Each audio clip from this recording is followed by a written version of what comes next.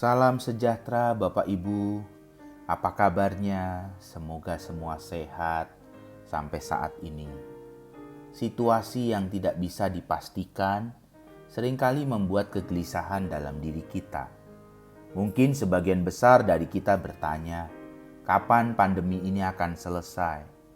Banyak orang dalam kegelisahan mengalami dark panic atau panik bebek. Nampaknya tenang ketika seekor bebek ada di sungai, dia berenang sepertinya di atas permukaan air, dia tenang. Tetapi ada sebuah kepanikan di bawah, kakinya bergerak dengan cepat. Tetapi tidak apa-apa, di situasi ini kita belajar untuk melihat dan mengalami kasih Tuhan yang tidak mudah dimengerti.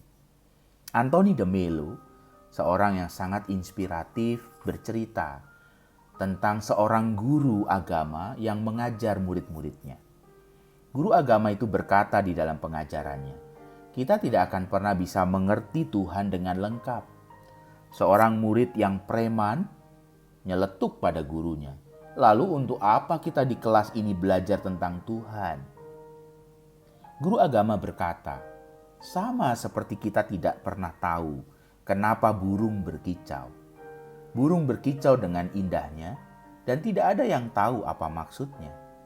Sekalipun demikian, sekalipun kamu tidak tahu, kamu akan tetap belajar sesuatu tentang keindahan dan kasih melalui kicauan burung. Filipi pasal 4 ayat 11-13 menjadi bacaan kita pagi ini. Demikian dikatakan Rasul Paulus, "Kukatakan ini bukanlah karena kekurangan, sebab aku telah belajar mencukupkan diri dalam segala keadaan. Aku tahu apa itu kekurangan, dan aku tahu apa itu kelimpahan. Dalam segala hal dan dalam segala perkara, tidak ada sesuatu yang merupakan rahasia bagiku, baik dalam hal kenyang maupun dalam hal kelaparan, baik dalam hal kelimpahan maupun dalam hal kekurangan. Segala perkara dapat kutanggung di dalam Dia yang memberi kekuatan kepadaku." Kekuatan Rasul Paulus adalah Tuhan sendiri. Rasul Paulus berada di dalam kekurangannya ketika dia menulis surat pada orang-orang Filipi, surat penjara. Saudara, Rasul Paulus mengajar kita untuk percaya.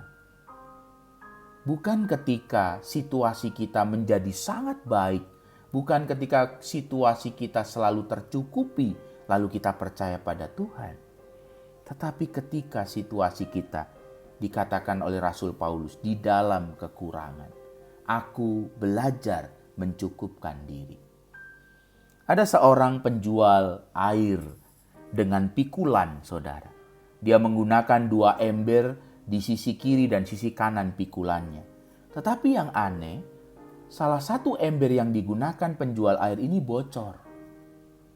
Selalu menetes, dan ketika sampai di rumah penduduk yang membeli air itu selalu tinggal setengah ember. Sehingga dia hanya dibayar separuh oleh pembeli air.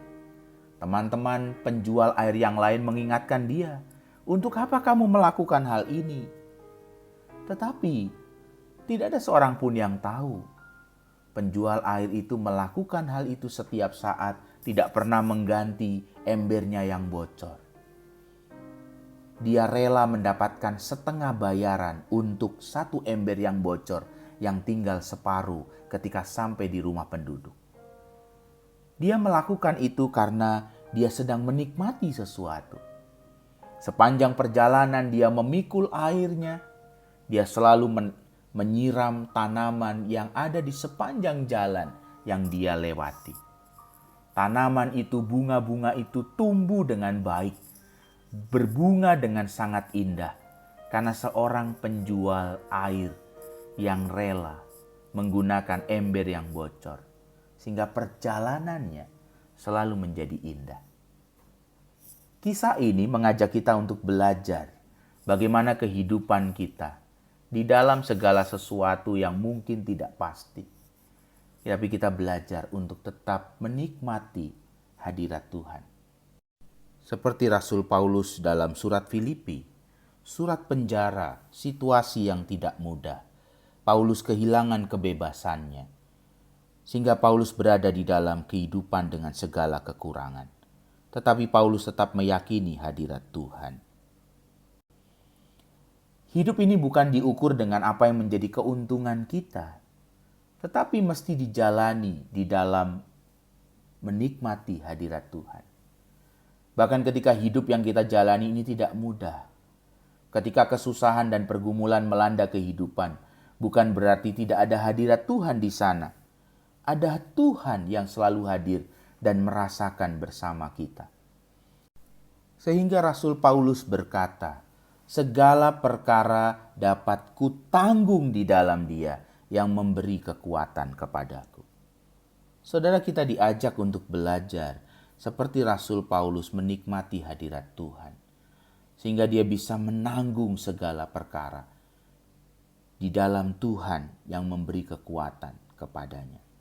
Saya percaya setiap kita saat ini dalam kesusahan dan pergumulan. Pergumulan kita berbeda-beda dalam situasi pandemi saat ini. Tetapi kekuatan kita datangnya dari Allah yang sama, yang mengasihi kita di dalam Tuhan Yesus Kristus. Kiranya sapaan firman Tuhan buat Bapak Ibu Saudara setiap pagi dari para pendeta GKI Ngupasan sungguh membawa kita menikmati hadirat Tuhan setiap saat. Ada pergumulan, tetapi juga ada Tuhan di sana yang selalu memberi kita kekuatan sehingga segala perkara dapat kita tanggung di dalam Dia. Amin.